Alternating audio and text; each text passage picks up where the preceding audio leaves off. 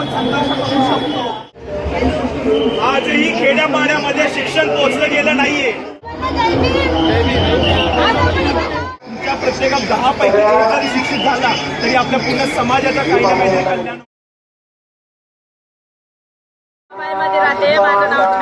जय भीम मित्रांनो, तुमचं स्वागत आहे माझ्या यूट्यूब चॅनलवर. आज 6 डिसेंबर रोजी डॉक्टर बाबासाहेब आंबेडकरांच्या महापरिनिर्वाण दिनानिमित्त आज आपण इथे चैत्यभूमी ठिकाणी उपस्थित आहोत. हा दिवस फक्त श्रद्धांजली वाहण्याचा नाही, तर बाबासाहेबांनी दाखवलेल्या मार्गावर चालण्याचा संकल्प करण्याचा आहे. आणि त्याच प्रकारे आज मी इथे उपस्थित आहे एक छोटासा प्रकल्प घेऊन. प्रकल्प सांगण्याच्या पूर्वी मी इकडे इथपर्यंत येता मला भरपूर लोक भेटले जे फार लांबून आलेले होते. जसे नांदेडवरून येऊ, UPवरून, बिहारवरून आलेले आहेत काही लोक, काही धुळेवरून, नागपूरवरून आलेले लोक आहेत. त्याचप्रकारे आम्ही येताना आम्हाला ट्रेनमध्ये एक आजी भेटली जी नागपूरवरून आलेली होती 2 तारखेला, आणि 2 तारखेपासून ते 6 तारखेपर्यंत ते इकडेच होते मुंबईला, आपलं शिवाजी पार्कच्या इकडे. आणि तिच्यानंतर त्यांच्यासोबत वार्तालाप करताना त्यांनी काही त्यांचे थॉट्स आपल्यासोबत शेअर केले, ते पहिले आधी पाहूत.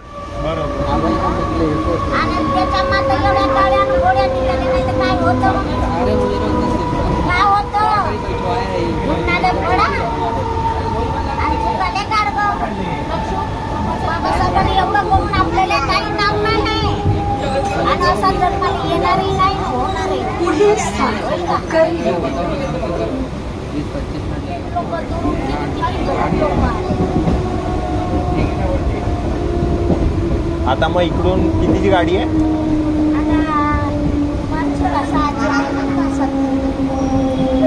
विटीवर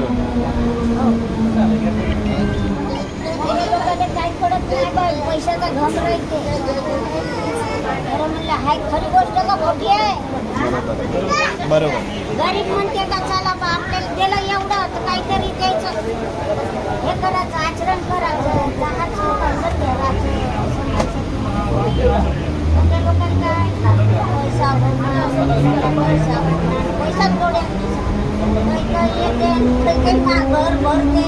आता एवढे आमदार खासदार झाले आणि आता 10 लोक राहिले असते, 5-6 लोक उभे तर मत कितीतरी पडले असते. आता 1000 लोक राहायचं मत तरी कोणाकोणाला देते? बरोबर नाही का? कितीतरी लोक उभे राहिले. आजींचा हाच विचार ऐकून आपण वळालो आपल्या पुढच्या प्रकल्पाला. डॉक्टर बाबासाहेब आंबेडकरांनी आपलं आयुष्यभर हे संघर्ष करून आपणास शिक्षण, स्वाभिमान आणि सामाजिक न्यायाचा मार्ग दाखवला. बाबासाहेबांनी नेहमीच शिक्षणाला महत्त्व दिलं. शिका, संघटित व्हा आणि संघर्ष करा. हा संदेश आपल्या सर्वांसाठी प्रेरणादायकच आहे. आणि प्रमाणे आज मी इथे उभं राहून वया वाटप करून बाबासाहेबांचे विचार या आपल्या प्रत्येकापर्यंत पोहोचवण्याचा एक छोटासा प्रकल्प घेऊन आलेलो आहे. पोहोचायला पाहिजे, कारण की आजच्या दिवसात पण आपल्या समाजाला पूर्णपणे शिक्षण मिळालं गेलं नाहीये. शिक्षणाचं महत्त्व अजूनपर्यंत लोकांना माहिती पडलं नाहीये. आपले अधिकार, मूळ अधिकार काय हे अधिकार लोकांना माहिती नाहीये. आणि आजच्या दिवसाला आपली जबाबदारी आहे की त्या प्रत्येक व्यक्तीला आपले अधिकार काय, शिक्षणाचं महत्त्व काय आणि शिक्षण हे किती गरजेचं आहे हे महत्त्व समजून देण्याची जबाबदारी आज आपली आहे. तर एवढं फक्त करा की पुढच्या वेळेस तुम्ही जेव्हा कधी या तेव्हा एक वही घेऊन या किंवा एक साधा एक 5 पेन घेऊन या आणि तो इकडे दान करा.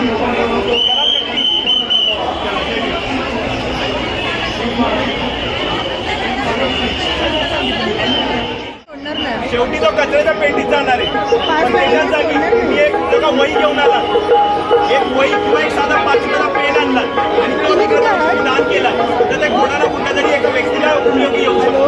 शिक्षण कधीच वाया जात नाही. फक्त शिक्षणाचं महत्त्व आपल्यापर्यंत पोहोचलं गेलं नाहीये आणि ते महत्त्व पोहोचवण्यासाठी आज आपण हे प्रकल्प घेतलाय. आपल्याला हे वया घ्यायचं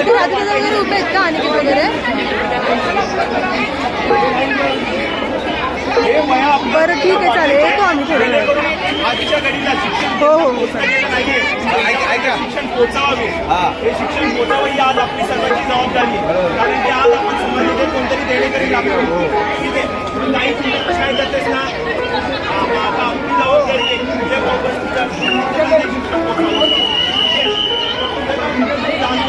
पुढे जायला सांग. देऊ शकतो.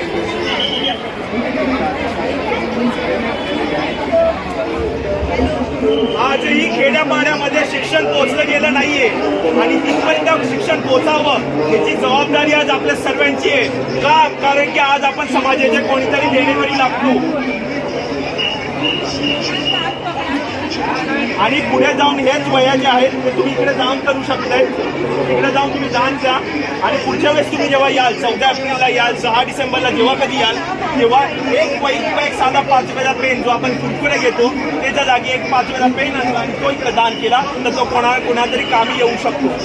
शिक्षणाचं महत्त्व हे आज आपल्यापर्यंत जे पोहोचले ही जबाबदारी आपली आहे की हे शिक्षणाचं महत्त्व कुठपर्यंत पोहोचावं.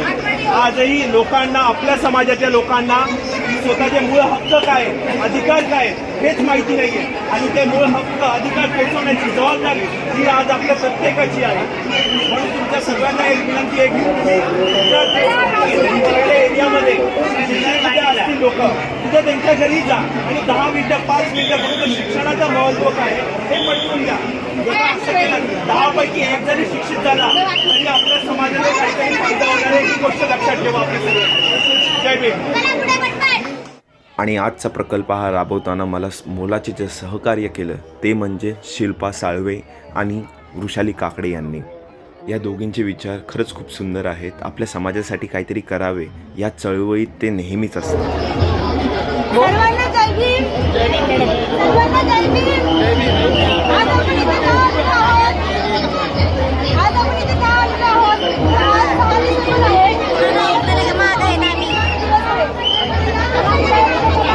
पण चालतं आता बघू. या दिवशी बाबासाहेबांचं महापरिनिर्वाण दिन होतं. बाबासाहेबांनी आपल्याला काय सांगितलेलं आहे? शिक्षण हे वाघिणीचं दूध आहे आणि जो पिये पूर्णल्याशिवाय खाणार नाही.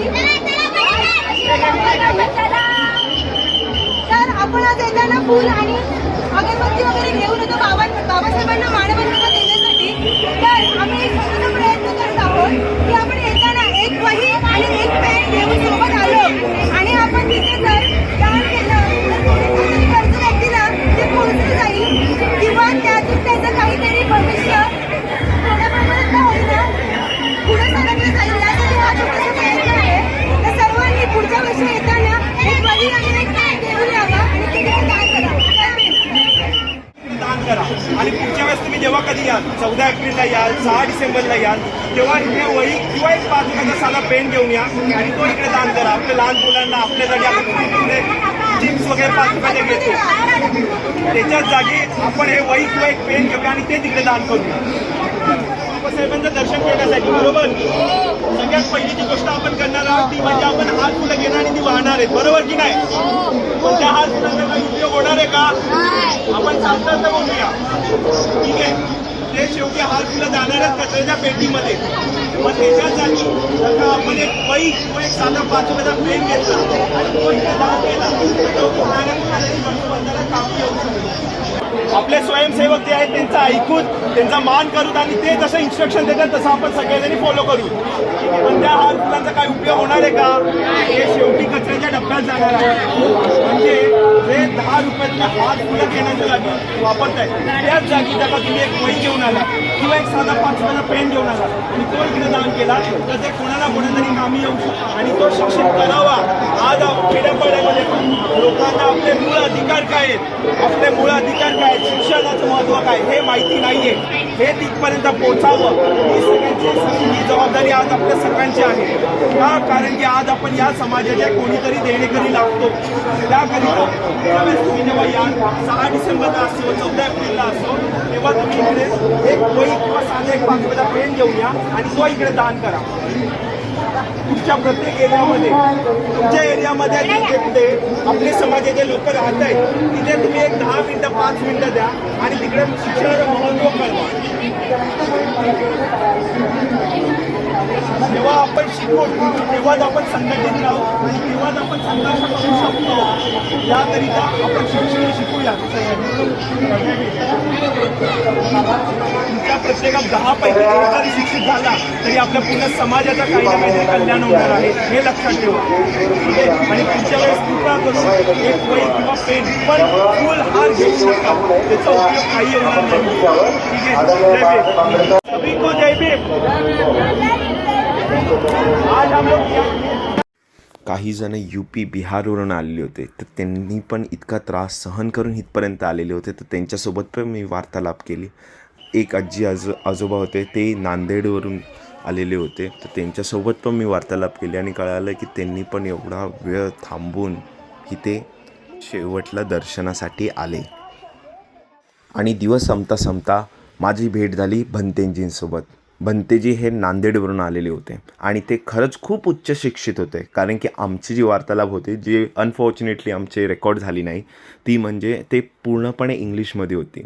म्हणजे याचा अर्थ ते भरपूर शिकलेले होते, त्यांनी BSc कंप्लीट केलेलं होतं आणि तरीसुद्धा ते भंतेजी झाले होते.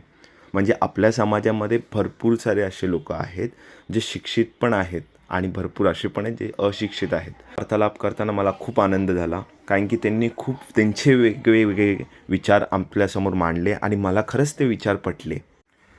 त्यांचा आशीर्वाद घेऊन आपण आजचा दिवस हा पूर्णपणे सक्सेसफुली कंप्लीट केला. आपले 500 वयांचा जो टार्गेट होता तो पूर्णपणे कंप्लीट झाला. आणि ह्याच्यामध्ये आणखीन सगळ्यात मोठे महत्त्वाचे जर का मला सहकार्य मिळाले ते म्हणजे क्षमता सैनिकांचे, कारण की प्रत्येक स्वयंसेवक हे माझ्यासाठी खरंच खूप सपोर्टिव्ह आणि कॉपरेटिव्ह होते, कारण की त्यांनी मला कुठल्याही प्रकारे त्रास न व्हावा याची काळजी घेतली आणि ते खरंच खूप स्वीट होते, खूप फ्रेंडली होते. शेवटी जाता जाता मी त्यांच्याकडून त्यांची माहिती एक थोडक्यात सांगावी असे म्हणून मी त्यांना रिक्वेस्ट केली आणि त्यांनी खरंच ती माहिती सांगितली. मॅम कुठून आणि तुमचं नाव काय, किती वर्षापासून तुम्ही करतायत तसं? रमाबाईमध्ये राहते. माझं नाव छाया विजय कांबळे आणि भारतीय मतदानासोबत काम करते. 125 शाखा. 125 शाखा. हां, वार्ड नंबर 125 शाखा. ओके. किती वर्षापासून मॅम तुम्ही? 2008 पासून काम करते. 2008? 8. हां. अरे बापरे, 2008 पासून तुम्ही जॉईन आहात. झाले शाखा. अच्छा मॅम, तुम्ही? मी माझी ओळख शिबिर केले, सैनिक शिबिर केले. मॅम तुमचं नाव? माझं नाव अनिता अरुण साळवे. मी भारतीय मतदानासोबतची उपासिका पण आहे, सप्त सैनिक पण आहे आणि वार्ड क्रमांक 133 मी. आणि कधीपासून करतायत तुम्ही? मी हे 5 वर्षापासून. 5 वर्षापासून. मॅम तुम्ही तुमच्या थोडक्यात माहिती, तुम्ही भरपूर ॲक्टिव्ह होतात सकाळपासून. आवाज येत काय बाहेर काय बोलायला. बोला बोला बोला. जय भीम. जय भीम. आणि मी फक्त एवढंच बोलते की माझी ड्युटी सरांनी इथं समता सैनिक, मी ॲज अ स्किन ॲडवायझर आहे, ॲज अ जॉब करते मी. पण मला सरांनी सडन युनिफॉर्म बोलले की 6 डिसेंबरला 5 आणि 6ला तुमची ड्युटी आहे, तुम्हाला जायचं.